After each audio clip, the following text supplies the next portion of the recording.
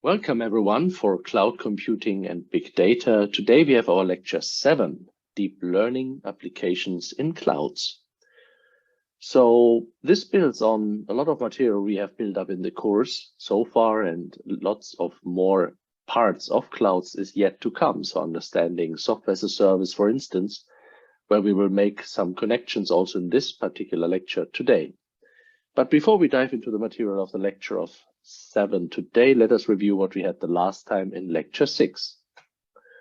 So lecture 6 really laid the groundwork, and one of the reasons why we do deep learning here in the course, which is connected to cloud computing and big data, is really that deep learning is a killer application, so to speak, of big data and cloud computing and high performance computing indeed as well. So in other words, without cloud computing and without big data, which is the name of the course, deep learning is hardly possible. You really need cutting edge resources. You need many core GPUs, what we will also basically will explore a little bit today, and then also in our invited lecture 7.1 given by my PhD student, Rocco Sedona. Basically, he will really then connect different GPUs to do distributed deep learning. And with this really, basically accelerate the learning significantly for deep learning networks. So this is one of the reasons why deep learning, again, is part of the course. And let us review what are the principles of deep learning here that we basically connected directly to our idea in the first place when we had logistic regression and linear learning models very early in the course related to your first assignment.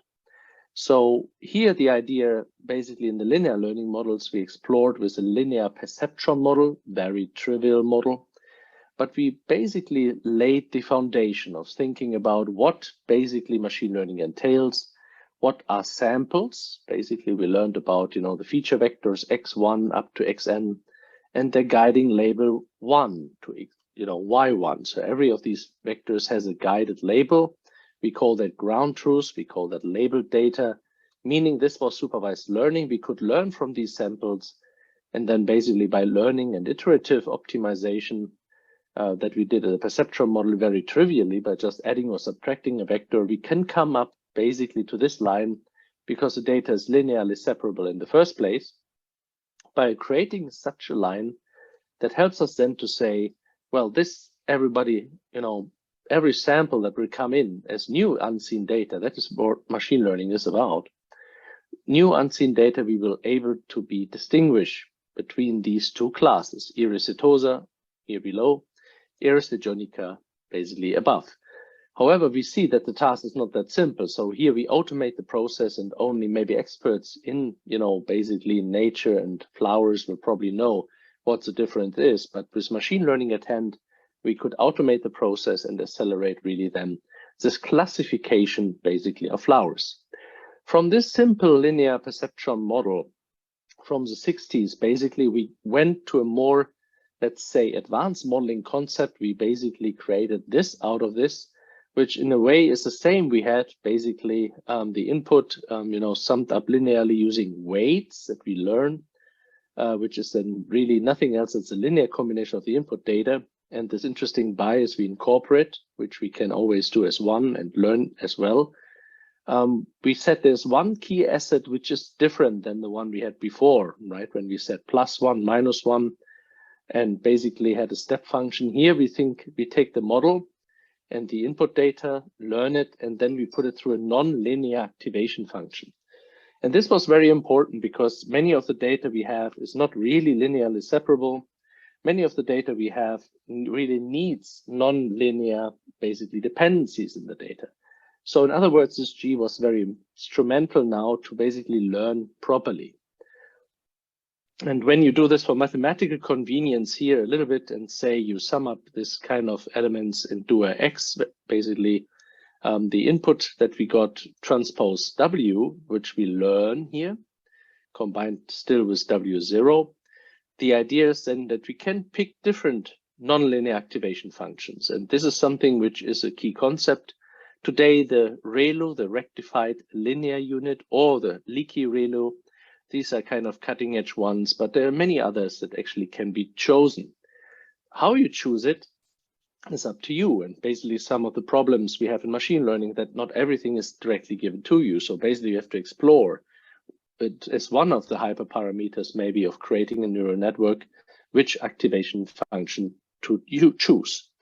Now, also what this figure suggests is, of course, there is a neuron behind this. You have remembered the analogy to the video, I hope, which was saying largely, basically, we have now one little neuron. And even if you use non-linearities for that, it's pretty hard to differentiate now basically the XOR problem. So we have seen using just one neuron like the human brain is very limited, because we know also the human brain has many neurons, right? And they're interconnected and do a hell of a lot of good jobs of getting our brain to classify a cow and a car very fast. Hence, what could be the solution, right? When we go from this binary classification that we had basically in the first place to a 10-class classification, and then on top of it, thinking about, could we maybe combine these neurons? And this was kind of the idea we then did, taking the MNIST data to the next level. We said, okay, we have looked at this in Python very early on. We basically had some data exploration in terms of the CRISP-DM model, if you remember. But here now the task is different than we had before. It's not just +1, -1, or this flower, that flower. Here we have 10 different classes. So obviously this +1, -1 will not work anymore. We need a concrete, basically, setup. However, we have also learned by more data exploration that each of these digits has a guiding input y. So here we again in this space, right? And we have understood basically by incorporating and do more data exploration that this is a 2D problem. I give 2D digits basically into the input space. And sadly, what we learned is, instead of using this 2D data as it is, we kind of have to vectorize, right? So 24 by 24 pixels that you have usually here, you end up with an input space of different neurons that are vectorized of 784, basically still combined in the dense layer to all the basically neurons that you have now, which are basically all these little interesting neurons that you see here. And you sum them up, as we learned, and basically put to different activation functions here in each of the neurons. And at the end, we had the softwax activation function, which is a bit different here, to really then get the output probabilities right. So that's how you came then to a so-called multi-output perceptron, right? So it's still not really a big cutting-edge neural network. However, the learnable parameters, including the input space plus the biases we have, is still digestible and is around 8,000. So we learned also that this is the compute impact, hence little bit of compute, right? So this is a very small, tiny network, little compute. We then also learned that this gives moderate performance. If you take it to 20 epochs, so basically train it for some while, you could do 200 epochs, and then we learned overfitting may occur. So you have to be sure to have regularization and validation methods. But what we also explored was, let's make it more sophisticated, right? So why not combine these little fellows, as we have seen in the video and on lecture 6 again, basically by creating different layers that all have different neurons. And again, here it's also up to you how many neurons you really fit, how many neurons you want to do in the hidden layers. Obviously, the input space was given. If you remember, we still have our 784, vectorized input. But we make a much more powerful network by combining all of these different little fellows to create really sophisticated decision boundaries, not anymore just this straight line. So basically, with this operand, with this modus operandi, you really can catch lots of nonlinearity and create sophisticated models.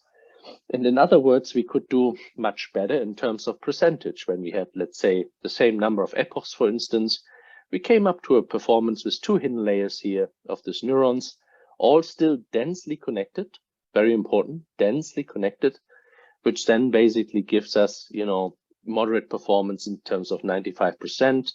And of course, because of all these dense connections here, we have lots of multiplications and learnable parameters. Hence, we have around 120 learnable parameters now that have to be computed, which is, of course, the footprint of computing, making it much more bigger. Still today, you would say, essentially, this model is still a shallow learning model, shallow in terms of how many deep layers you have, right? Just 2. Hence, we said there must be a new cutting-edge idea of deep learning to increase basically from shallow to deep, which the name suggests, so deep learning. However, we learned also earlier and also in the last lecture, deep learning doesn't live just from adding more neurons. That's a very important factor, and you will also learn in your assignment. What really is a breakthrough of deep learning is the real different architectures you use.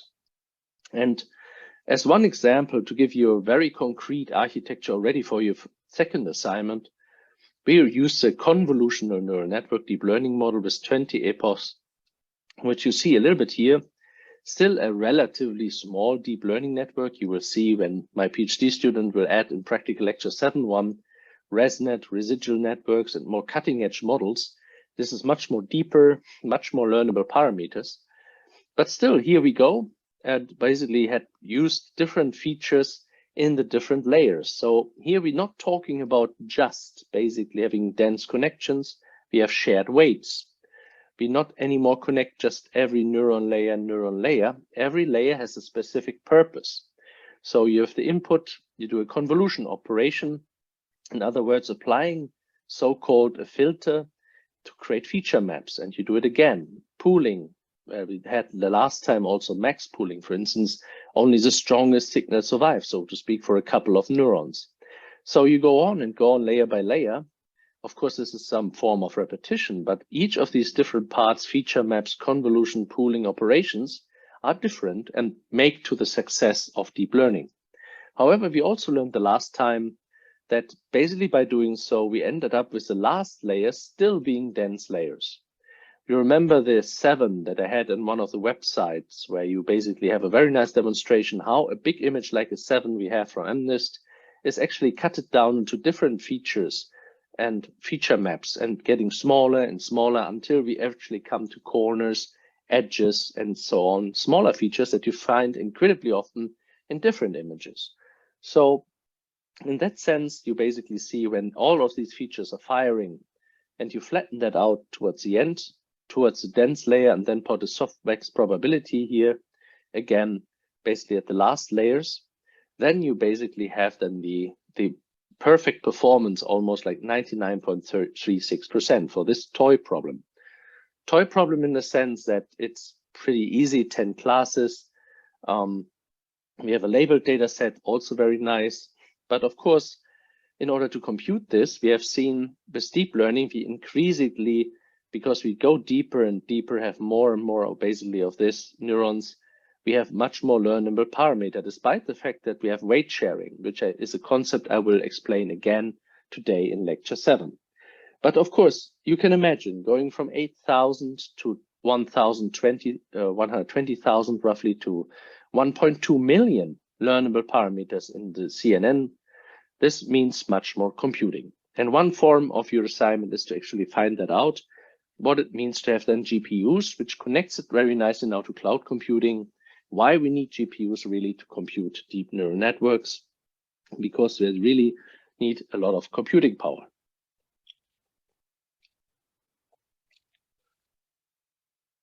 Let us come now basically then to deep learning applications in clouds. And this has 2 purposes. Firstly, obviously, connecting to our previous course parts in terms of what are now basically the options we have to deploy deep learning resources, to use basically deep learning services in the cloud. And as we had basically a very much focus on MS Azure before, now we go a little bit into a different cloud just to give you some heterogeneity in the course of the Amazon Web Services. Hence, we will apply basically similar ideas we had in MS Azure, but we want to understand how basically Amazon Web Services does it differently. But we also want to connect it to a little bit what we learned before, like virtualization, what it means to have basically virtual server cloud instances, what it means to have Amazon machine images, which are basically what you learned already in the virtualization part, basically virtualization is here to the rescue, to have very nice images already prepared for many, many deep learning packages we will explore. Now, on the other end of the scale, if you want, because the one can be rather considered infrastructure as a service, and the other one that we want to basically teach here a little bit is a Sagemaker Studio, which is more the software as a service approach. So hence you have different ways how you, of course, do deep learning in the cloud. And similar services, again, are, of course, available in MS Azure and the Google Cloud, where we also give you one video today. So by doing all of this, I think the key facets why deep learning needs to be done in clouds getting more and more clear. However, you really understand that better when we go to the second part of the course hours today, when we really see that what we basically did in part 1 and lecture 6 just scratches the surface. So we will learn that going from a Google Collaboratory with just one TPU or GPU for deep learning is absolutely not scalable if you want to do advanced concepts. So we will review it a little bit, also understanding more and more the convolutional networks topology as an example, why tensors and the matrix multiplication, matrix vector multiplications here and there, why that is so computationally expensive and why GPUs are just perfect for this. Because if you know a little bit about matrix multiplication, as we had earlier in the course, it's nicely parallelizable, right? You can do this nicely in parallel, and with this, GPUs are just beautiful. And also this is something for your assignment number 2. We then go to a much more advanced part of the course here in the course hours today, thinking about that the AlexNet CNN architecture we had is of course powerful, but think about that we want to have also other deep learning architectures, also practical lecture 7.1 given by my PhD student Rocco Sedona will also touch on that fact that there are much more advanced architectures today. And I will basically pick a few like residual neural networks, where you talk about ResNet 50, which much more layers, residual connections, and much more trainable parameters. So for us in the cloud course, it's important to observe them, that the trainable parameters are really growing. And with this, the demand for computing is really growing. And in other words, the more you have in terms of trainable parameters, you usually also need much, much more data. This is an important part of this concept. Then at the end of this part, I would basically, the second part will come back to the idea of what if we want to create these architectures automatically or semi-automatically. They're basically AutoML concepts. There's something we call neural architecture search, which then basically finds basically the real architecture that is the best perhaps for a given problem, and then starts even the training and then performs inference on new images or on new data to see. In other words, the compute requirements are just growing massively, exponentially, something we call also partly hyperparameter tuning, which we also will basically reflect on. So in a way, a nice basically deep learning lecture, hopefully for you, combined with what the cloud course is all about, computing. And then, of course, we here and there have to cut things short. Here and there, you have to see that, of course, the deep learning course we offer at the university, if you're interested in these topics, offers you much more details in different architectures, how the concepts are done really intensively. Here, we really want to put an emphasis, firstly, on the growable training parameters, which basically depends on your selections of the architectures. And then, of course, also the related big data parts, which is also part of the cloud computing course here. So let's go for thinking about which basically cloud systems can help us. Let's assume we have our handwritten character recognition problem. We already know that very well. So basically, I can skip here a little bit quicker through. As you know and remember from our previous lectures, not only from practical lecture 0.1, we also reviewed this in the last lecture, and so on, that we have this handwritten character set, which is a supervised learning problem, because for each of these different 2D images, I have this guided label Y that says me that's a 0, that's a 4, that's a 1, etc. In the end, this brings us to a 10 class classification problem, 0 to 9, so basically 10 different digits. And this is nicely available open data and usually also deployed already with all the packages that are there. Now, what I want to show now basically and dive slowly into is then why we at all need this kind of cloud services. Now, maybe some of you take a machine learning course, you have a Google Collaboratory, very nice and shiny. Everything is a Jupyter environment, you know by now also that's quite convenient. You have a Python environment, beautiful. However, when you go to Collaboratory, firstly, if you don't really register and do this kind of, small $9.99, you get arbitrary numbers of GPUs in terms of their performance. So sometimes a Kepler architecture, sometimes a Volta, sometimes an Ampere. So you don't really know what you get. So if you invest a little bit of money there, $9 something, you get at least more certainty what type of GPU you get.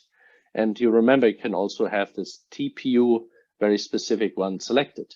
However, what you see and what this name suggests, basically here, it's a system for really exploring machine learning. It's not machine learning at scale. So in other words, you cannot just add GPU by GPU by GPU that you really need for distributed deep learning.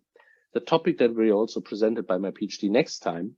But this is the kind of drawback you have there. You can still do deep learning with GPUs. That's okay. But if you want to have, let's say, very sophisticated models that we have today, like transformer models, etc., you basically need to go to the cloud. In other words, if you go to Amazon Web Services or Google Cloud Platform or even MS Azure, of course, you swipe the credit cards and have much more GPUs available. GPUs are not for free, right? That's why, of course, you can also not assume that the Google Collaboratory suddenly gives you 512 GPUs, something that Rocco, my PhD, is, for instance, using regularly to scale up deep learning. In other words, Google Collaboratory is nice for teaching, is nice for exploratory machine learning models, maybe experiment a bit, do the first baby steps, but when you get really serious, you need high performance computing systems or basically go to the cloud. Also, you learned already by doing so and swiping the credit cards, the more powerful GPUs you want, the more you pay, right? Which is, of course, then also the kind of selling proposition for these cloud services. There you can scale a lot, but you have to also pay the price for it. However, we also learned, and this connects it now to an earlier picture we had before, this enables you, of course, to really do large deep learning networks, cutting edge models that beat all in computer vision networks we have seen before, and that have the perfect performance, right? It would be excellent accuracy here. However, you see also the better the models will be, transformer models, residual networks, instead of our little CNNs we have seen before here, you have to pay the price for lots of training time, maybe even on top of it, hyperparameter tuning, etc. So that's where all these aspects of clouds come in. We learned that we have this EC2 idea of virtualization. So we basically can have this virtual computing, kind of instances, which are either, picked by us with a certain GPU or a certain CPU. And we have seen to all of those is a price associated. So I can expect, the more memory I have for CPUs, maybe for using a Spark cluster, then the more I have to pay. And for GPUs, yes, different generations of Kepler, Volta, etc. Today, Ampere, etc. You also will go and pay a high price for it.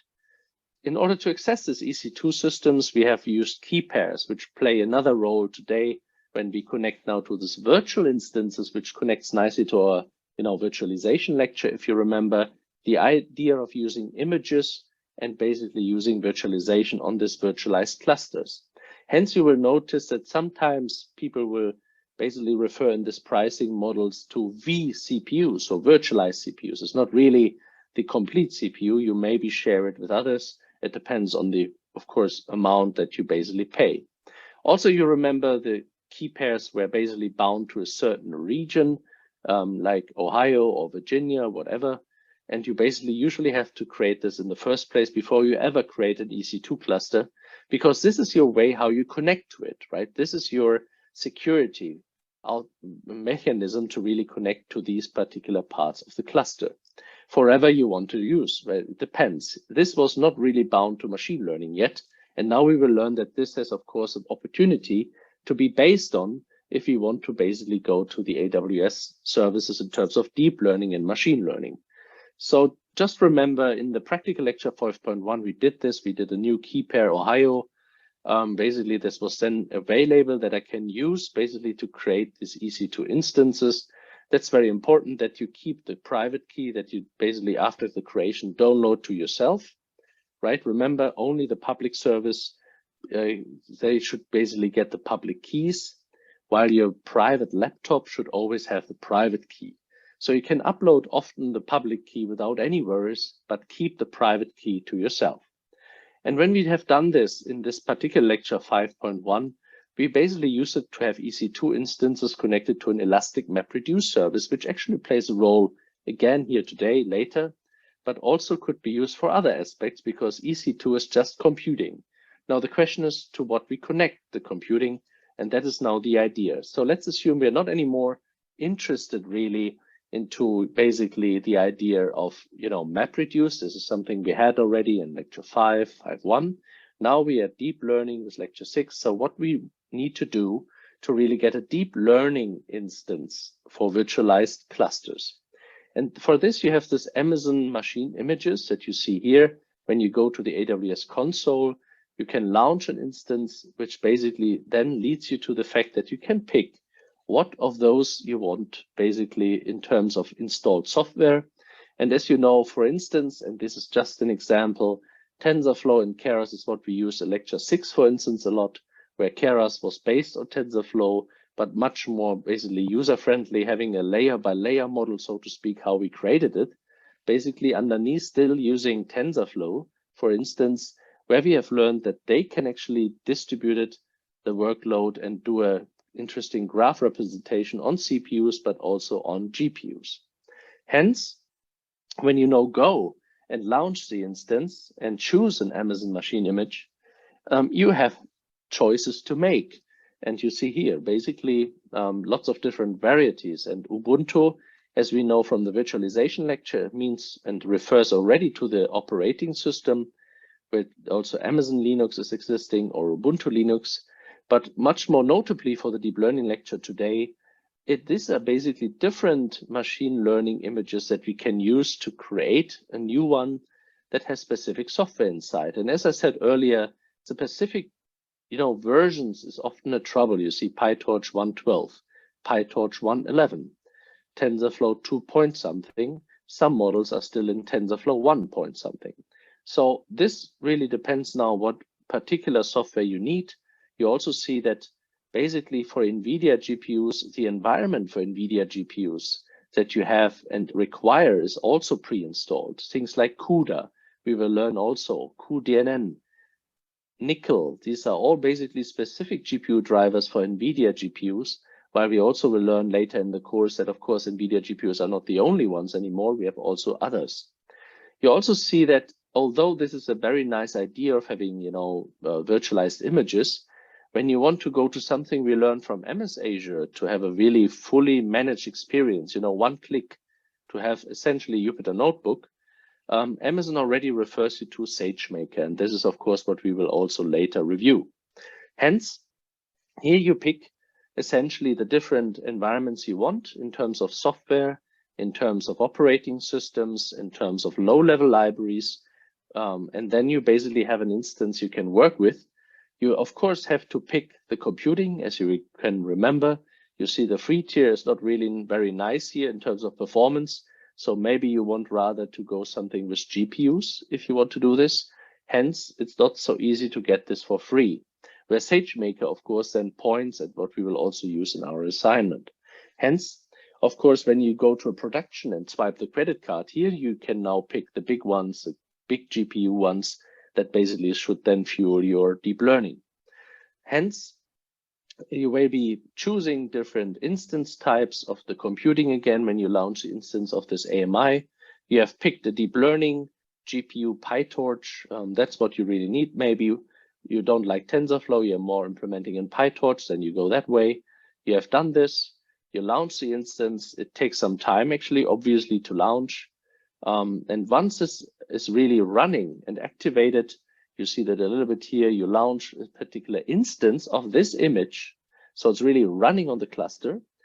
You basically see that here in running and connect to it via your SSH key you basically have used to create it, right? During the development process of this step-by-step instances, you will pick a key, and basically with this, the EC2 images, you see here Morris, new key pair Ohio from the last time, and basically then have your instance running with this particular key, where you basically can then log in using any SSH client. I used the example here of MobaXterm, but could be actually different ones. So this is a very low level access to cloud computing. This is a very low level area. You basically are on a so-called Linux command shell. You can do lots of things. The beauty is all the deep learning frameworks are installed. Python is installed, and you can easily run quickly Python, let's say, just on this GPU that you selected. Hence, it's not really distributed deep learning yet. And that means we're still more or less bound to GPUs in the sense of relatively low numbers. Of course, when you pick the instances, you will see that some of them actually feature a couple of more GPUs, but still thinking about, lecture 7.1 and what we will learn the next time, distributed deep learning in terms of 512 GPUs or so will be not really possible. Hence, there's another way how you possibly can scale. And this is, of course, then going a couple of layers up. This is something we will learn in the couple of next lectures. When we finish deep learning, we will go to infrastructure as a service, platform as a service, and software as a service, which are key cloud concepts. And by then you already understand several of the workloads. So it makes really sense to go then into more cloud concepts and have then them reviewed into the application space. Now, Sagemaker here is really an interesting service in more ways than one.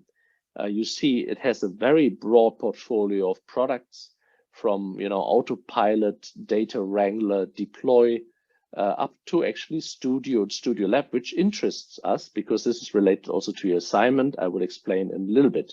And this also reflects a little bit on what we had before so that you can understand it. This now is the idea of what can we do in the Amazon cloud to get a Jupyter environment.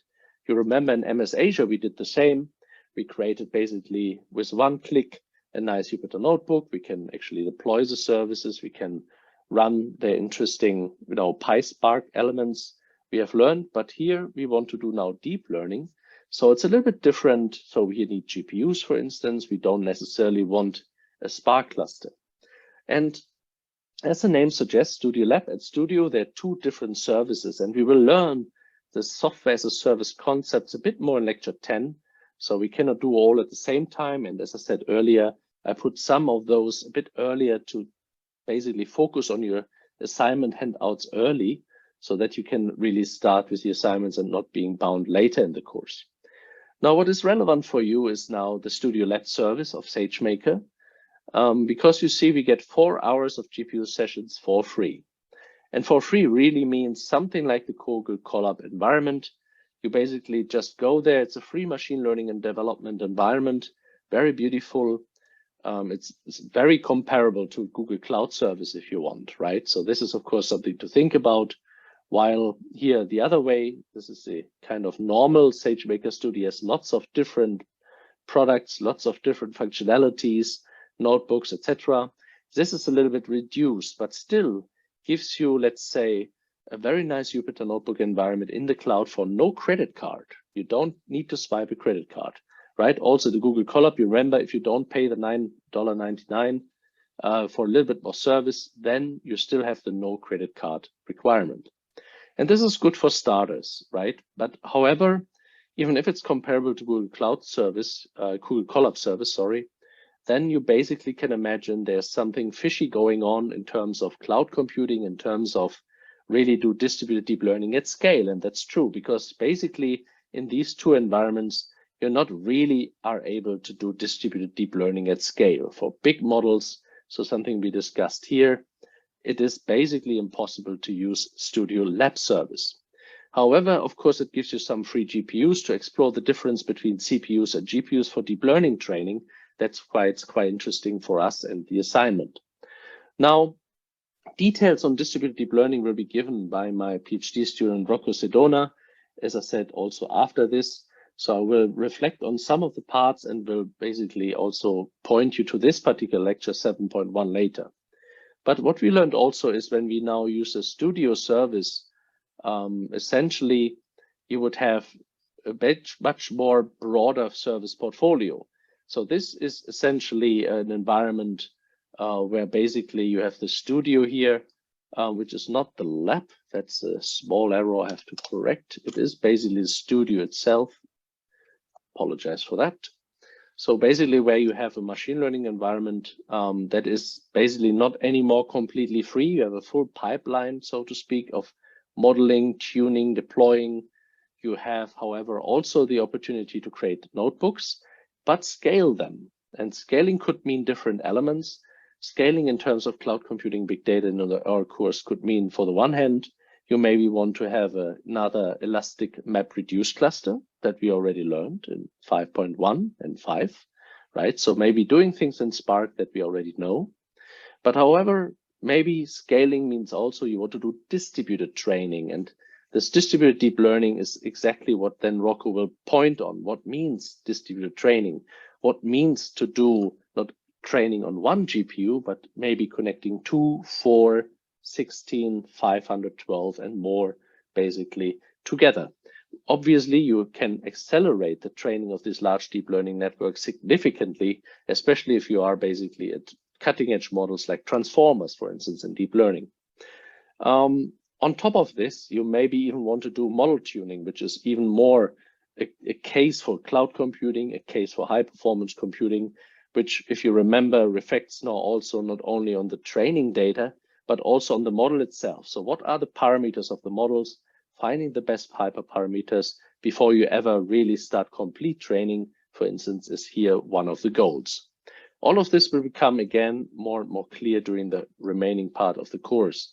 But here's really where the scalable computing, the cloud computing really matters, what you basically cannot do in a Google Colab environment or in the Studio Lab service. Here you really need the studio service.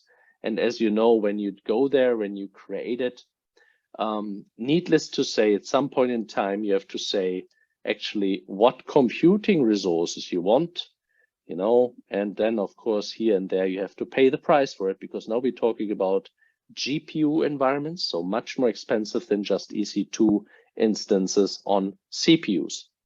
And in the end, still the look and feel is then very similar. You create the notebook, you have basically then this operational, and of course the assignment 2 will basically point to this, that you can explore that a little bit yourself and also then learn about the differences between CPUs and GPUs, what it makes in terms of performance when you basically do both with deep learning. And this is something what we will basically then explore during the assignment. And parts of it will be also practical lecture 7.1. To also give you another heterogeneity part in clouds, I think it's very important that we not only stick on Amazon, not only stick on MS Azure. Yeah, I give you here a small advertising also on Google Cloud Platform. Needless to say, I'm not paid by Google Cloud Platform, but I think it's the third biggest player alongside MS Azure and TensorFlow. Let's have a view, basically how they would consider AI applications, TensorFlow, Keras, and things you already know. Can you get a sense of Google Cloud Platform machine learning products in just a few minutes? Let's find out.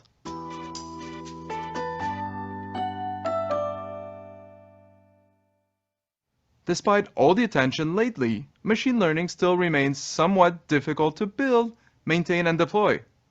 Thankfully for you, Google Cloud Platform puts a lot of that behind the scenes, so you don't have to worry about it. So what does the hello world of ML look like when you don't have to write the neural nets yourself? Simply calling the Vision API to describe what it finds in the picture. As a leader in machine learning, Google Cloud offers several high-quality pre-trained models via APIs that can easily be consumed by developers regardless of the language they use or the nature of their application. Developers can invoke the API directly or using one of the idiomatic client libraries available in numerous programming languages. Here, we invoke the API directly from the product description page. From this image, the API can detect a broad set of labels, provide dominant colors and other image properties. It can also extract text, identify entities such as landmarks, celebrities, logos, or news events along millions of entities that it supports. It can also moderate content, such as all of your app's user-generated content. In addition to the Vision API, GCP offers pre-trained models for text-to-speech, speech-to-text, natural language, translate, all via easy-to-use APIs. Now, pre-trained models are amazingly easy to use, as we've seen, but they're not trained on your set of data. This is where Cloud AutoML comes in. Cloud AutoML is here to enable developers with limited machine learning expertise to train high-quality models specific to their business needs by leveraging Google's state-of-the-art transfer learning and neural architecture search technology. Cloud AutoML provides a simple graphical user interface for you to train, evaluate, improve, and deploy models based on your own data. You're only a few minutes away from your own custom machine learning model. Now, the ML APIs and Cloud AutoML are great when you want to use or build upon a pre-trained model that Google already has training for. But what if your needs are beyond that? Well, that basically requires training your own models with your own datasets on your own virtual machines. And I don't know about you, but I don't always have time for that, which is why I use Cloud Deep Learning VM Image.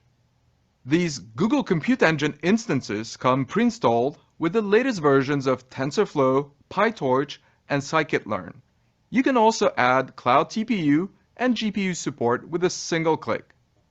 This image also comes with the latest software drivers and third-party dependencies, including the latest GPU software, and is available using the GCP Marketplace from the console or using the command line. If you'd like to get the operations out of the way and focus on your models, consider using Cloud AI Platform, which offers fully managed training and prediction services for developers and data scientists. You can build your models with multiple ML frameworks, including scikit-learn, XGBoost, Keras, and of course TensorFlow. Cloud AI Platform trains any model at large scale on a managed cluster. Hypertune is a unique feature that enables you to reach better results faster by automatically tuning deep learning hyperparameters. Cloud AI Platform then offers online predictions adjusting to any request rate coming from your ML-enabled applications, and does so through a secure web endpoint. Batch predictions are also supported for really cost-effective inference from asynchronous apps. Whether you're new to machine learning or you're already an expert, GCP has a variety of tools to help you, from pre-trained ML models accessible via simple API call, to customizing models with AutoML, to training and serving a custom TensorFlow model using Compute Engine or a Cloud AI Platform. Consider taking free code labs linked in the description below to explore these products. Check out the Compute and Big Data Overview episodes, and look forward to an upcoming video on big data storage and processing. Please like, subscribe, comment, and share. See you soon for another GCP Essentials video. Okay, I think we have seen enough. You see, basically many of those services we have seen are actually almost a kind of copy from the ones we have explored in Amazon.